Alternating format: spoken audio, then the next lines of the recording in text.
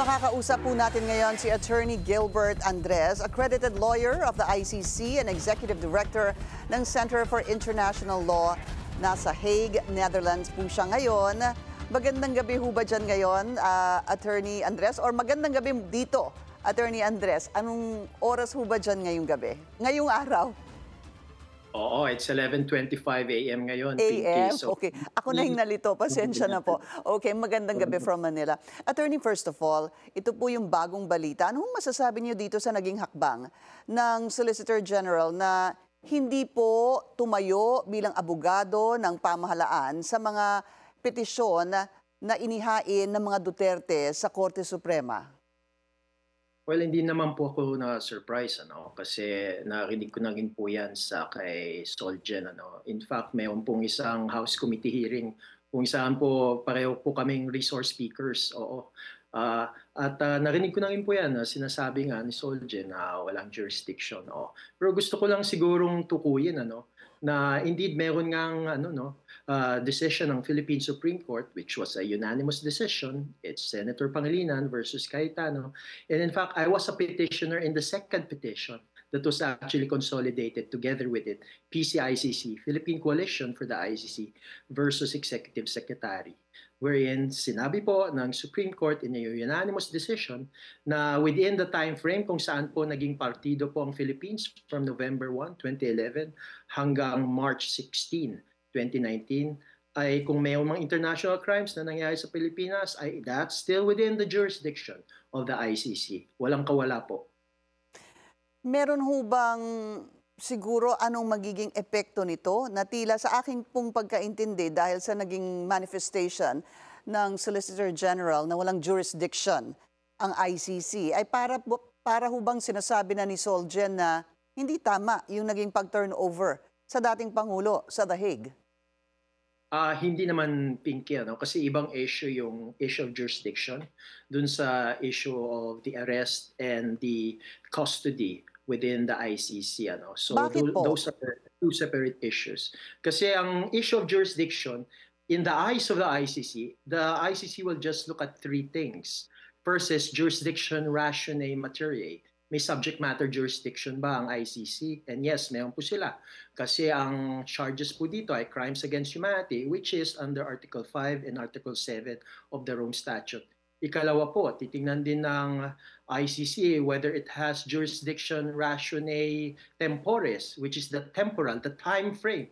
And indeed, ito pong mga nasa charge, nasa arrest warrant, happened indeed within November 1, 2011 hanggang March 16, 2019. Third and lastly, jurisdiction rationale loci. Nangyari po ba ang mga patayan na to, ang crimes against humanity na to within the territory of the Philippines? At lalo nga po, nangyari po siya within the territory of the Philippines. Kaya kung tingnan na po ang tatlong jurisdictional matters na to, ay mayroon pong jurisdiction yung ICC. Pero yung issue naman ng arrest, so ang question dito, sinong korte ang titingin dito? Is it the Supreme Court or the ICC? Because if it's the ICC, in fact, there's a doctrine under international criminal law. Whatever may be the allegations concerning how the person was arrested is irrelevant to the legitimacy and legality of the proceedings before an international criminal tribunal.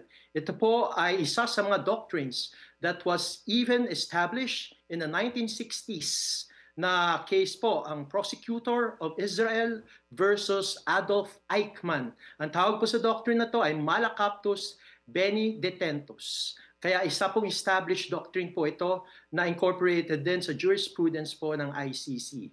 Attorney, sa madaling salita po, ang ibig ho ba sabihin nun na hindi masyadong binibigyan ng recognition or hindi hinahanapan ng mali ang mode of arrest, kung hindi ang mas nangingibabaw ay yung siguro yung magiging pagdinig? Tama ho ba ang aking pagkaintindi? Tama ka dyan, Pinky. Kasi let's look at the first principles. Ano bang principle ng International Criminal Court? Is that it frowns upon any trial in absentia. Ayaw po nila na hindi po nililitis in person yung isang akusado or yung isa pong suspect. Ikalawa po, ang context po nito is an international crime. Hindi lang naman po ito mga simpleng mga krimen. This involves the international crime of crimes against humanity. Kaya po nabuo po yung Malacaptus Benedictentus. If you remember po sa Eichmann, he was actually charged for crimes against the Jewish people and for war crimes. Kaya po, whether or not merong question sa legalidad ng kanya pong pag-aresto. In fact, kinidnap po siya ng Mossad sa Argentina at pinunta sa Israel. Hindi po siya naging issue before the District Court of Jerusalem and before the Supreme Court of Israel. Parang hindi po na bibigyan ng halaga yung proseso ng pag-aresto. Balikan ko lang po, attorney, yun pa rin kay Solgen. Dahil kung ayaw po ng Solgen na i-represent yung pong government respondents or officials such as the Executive Secretary, the DILG Secretary John Vic Remulla, the PNP Chief Marbil, the CIDG Chief General Torre, hindi ho ba para bang sinasabi niya, sa pagkaintindi ko lang po, mali yung nangyari? Actually, ano na yan, Pinky, it's already a leap, a logical leap. I think ang sinasabi niya lang, dahil may position na siya beforehand, ayaw niya i-contradict yung position niya. Kaya for the welfare of everyone, even of the respondent public officers, mas maganda na lang na maghanap po sila ng sarili nilang mga legal counsel. Yeah. At hindi naman po yan malaking problema. Kasi in fact, may mga legal officers naman po Right. ang any department under the executive department or any agency po. Pero- so it should Pero big siya po problem. kasi yung government lawyer eh. Alam mo, Pinky, in fact, we had a petition for writ of amparo before. We filed it in 2017 before against the PNP, no less than the PNP Chief Bato de la Rosa. Oo. At this is with respect sa Tokhang. Opo. Alam nyo, Solgen ang nag-represent doon, Office of the Solicitor General. But in that case, the Solicitor General, through the ASG, Assistant Solicitor General, actually manifested that it will not represent I see. the respondents and that it is now acting as the tribune of the people. So pwede po talagang gawin yun ng Office of the Solicitor General Okay. at ng Solgen under the statute po ng OSG. At dahil pinag-uusapan po natin itong habeas corpus na petition before the Supreme Court, meron hubang karapatan ang Philippine Supreme Court na iutos sa ICC na ibalik ang dating Pangulo dito sa Pilipinas? Since it's the Philippine Supreme Court, which is a domestic court, the Philippine Supreme Court will also look at whether or not that remedy is still available and whether or not any legal issuance based on that remedy can actually still be enforced. At it's already a clear fact po na nasa labas na po ng territory ng Philippines.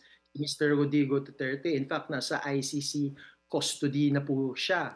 Kaya mukhang there's a factual impossibility po kung mag-grant man po ang privilege ng the writ of habeas corpus. It's already a factual impossibility na mahirap na po ma-implement yung privilege of the writ of habeas corpus. At actually, iuugnay lang yan ng Philippine Supreme Court sa mga previous jurisprudence nila. Kagaya po ng Senator Pangilinan versus Cayetano at PCICC versus Executive Secretary.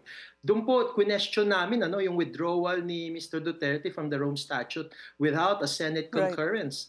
At sabi po ng Philippine Supreme Court, these petitions are already moot and academic because the ICC already recognized as a fact that the Philippines already withdrew from the ICC. At ganito na rin, it has already been recognized by the ICC that it already has custody over Mr. Rodrigo Duterte. Kaya it's an operative fact po that the Supreme Court will have to deal with, and because of that and its previous jurisprudence, I think it will decide that these petitions are already moot and academic. Maraming salamat po sa inyong oras. Center for International Law Executive Director at Accredited Lawyer of the ICC, Gilbert Andres. Good noon po sa inyo. Maraming salamat, Pinky, at mabuhay po tayong lahat.